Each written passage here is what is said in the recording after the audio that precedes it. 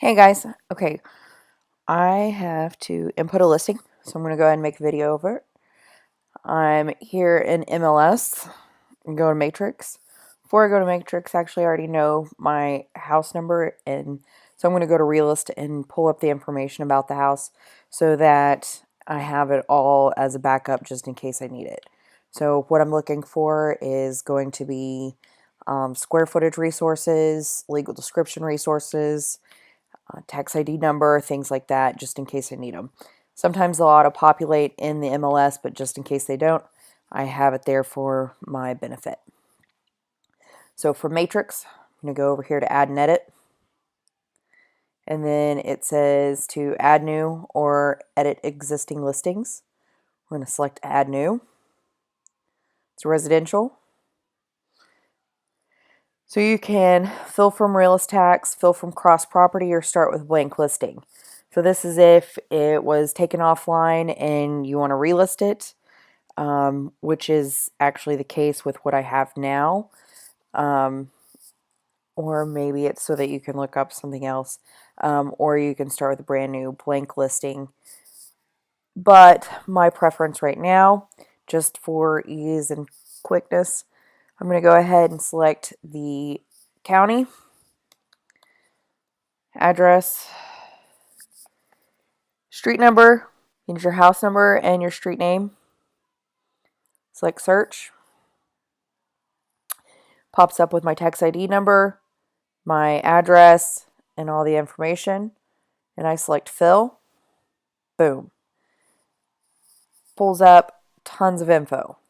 So I already know that the area on my property, what it is. Now to find the area, you either have to go and find a property, or you have to go find a property map, which they sell them at the realtor shop, or they're also sometimes one hanging up at our office. Another easy way is to go find a listing either in the same neighborhood or around your area and just pull its area. Back in the day, they used to have different quadrants, and they would pull a book from that and utilize the book to go show properties. So, all right, lot and block. Well, I don't know that right off the top of my head, so I'm going to bounce on over here to Realist. I'm going to see lot 13, block 3. Let's pop over here. Lot 13, block 3. If you only have a legal description, the elongated version, then there's a way to do that. You'll do the legal description in here. All right. So, to update the map, because you want it to be able to pull up on the map so that they can see kind of where it is when they pull it up. So you can set it manually or you can get it from the address. Always be sure to check this. Whenever you see this, sometimes there is a listing out on the market right now that it actually drops the pin off of the coast of Africa, which if they were dropping it off the coast of Africa, then it wouldn't be necessary for it to be on Oklahoma City's MLS. So you come down here, start inputting all your information. Service type, exclusive representation, exclusive right to sell. List date is going to be today. Property subtype, single family. Expiration date. Now at Kivo, we do have our day-to-day listings, but you know, MLS requires us to have an expiration date. So I always do about 3 to 6 months. Directions. You want to be able to get somebody there if their GPS is not working. So from Northwest 178th and Piedmont Road.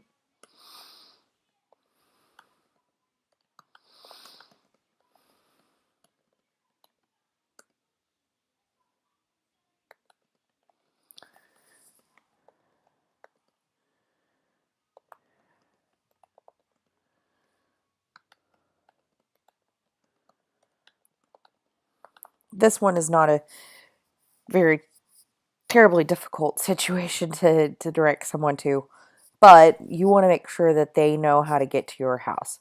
So you can do a lot of different things. You could save as incomplete, cancel input, or submit listing.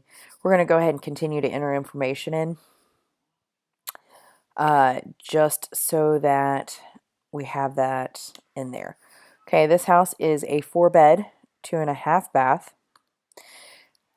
This asks for the number of half baths, not a 0.5 or anything like that. So you want to make sure to put 1 because there's 1 half bath. Square foot source, they took it off the plans because that's the correct square footage. Garage capacity is 3. Now, you can tell people which direction your property faces. Some people, people with religious preferences tend to look for what direction the house faces. I have some clients that refuse to have a house that their backyard faces west, so they don't want any houses with the front facing east. They want all west facing properties or north or south. So this way you can look. Acreage, you want to make sure that you put at least land square footage in there or dimensions just so that people know. There is no fence on it just yet. Flood insurance, no. Livestock, no. The more you can fill in for people so that they know a homestead, that's only if somebody is currently holding the exemption on it. You know, some of these things like handicap, split plan, those things you want to make sure that those are a little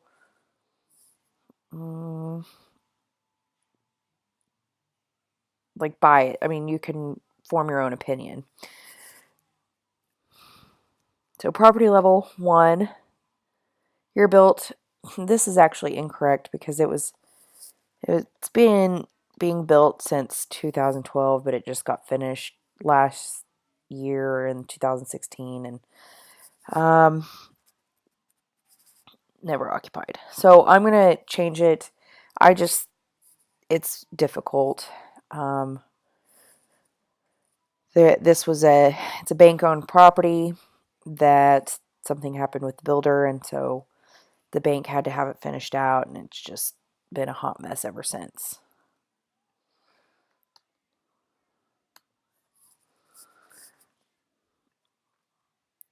So, disclosure is exempt, but this house has never been occupied by an individual.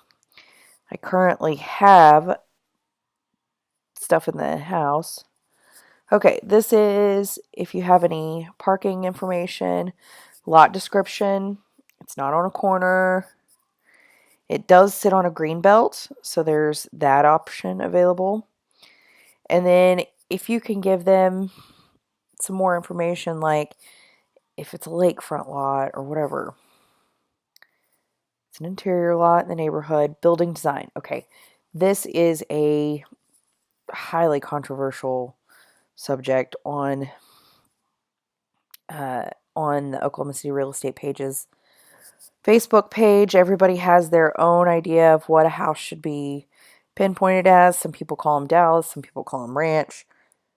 I just do traditional for a newer construction house, unless it's a very modern house.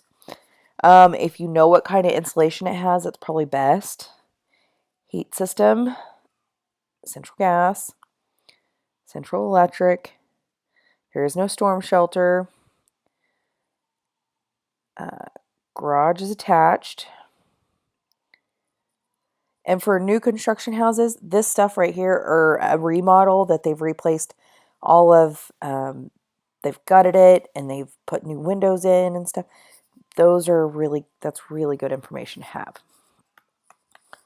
So I know what school district this is.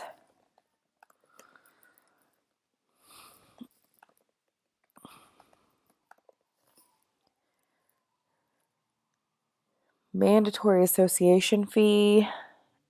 I'm going to have to come back to how much the association fee was. I think it's $200, but that's slipped my mind. But you do have to say what it covers. So it covers like yard maintenance or green maintenance of the green belt, and then rec facility. There's like a tennis court down there. So down here is where you put your public remarks. I'm not going to waste everybody's time right now and do that. And then realtor marks. This is where you say make earnest money.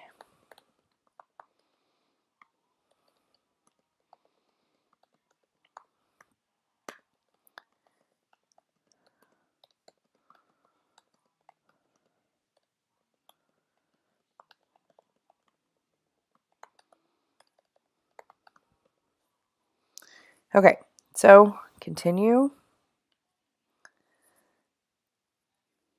Room information. How many living areas are there? There's two. There's two dining areas. There's a study. And then you can add in as much information about rooms as you want. There's one fireplace. Fireplace is a metal insert. Is there a pool? No. Okay. Then from this point, I can add in tons of information if I want to. And I usually try to put in as much information as I possibly can. Typically, we go ahead and enter in our gas range information just so that we have that. And then I always do floor, what kind of floor covering there is, and things like that. And then if there's any special energy features. If you have a neighborhood pool but you don't have a pool on your property, don't put it there. If you don't have a property or a pool there, just do not put that you do have a pool. So many people do that, and they'll blast you. They'll hang you up to dry for sure. All right, so then listing and office financial information. Okay, so this is where everybody gets lost. Variable dual rate. That means that all commission is negotiable. We have that opportunity. We have that ability. Put yes, and then showing time. Showings, use showing assist. Service type, full service. Excuse me, apologies. Combination lock. I'll type in the combo on there here in a little bit. Internet listing, yes, that means it will allow it to go out to Zillow and all of those other places. Nobody's really sure what happens with the third-party comments, but I don't allow that. And then tax amount, that comes direct from the county assessor. Assumable, no. That's whether the loan is assumable or not. Loan qualify, yes, it should be able to qualify for a loan. The bank is almost guaranteed it. And then possession, when should possession happen? And I usually just say at funding. And then term, sell FHA, VA, conventional. I always put as many condition, hey, if you can sell it FHA or VA, please, let's do. And then if you have a contingency on your property, you need to put something in here, or if there's something about a kickout clause or short sale information.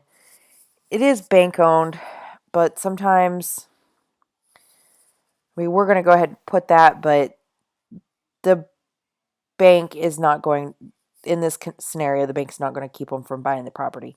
So I'll put some information about that under the listing information. So now that I have, and the bank is including a warranty. So if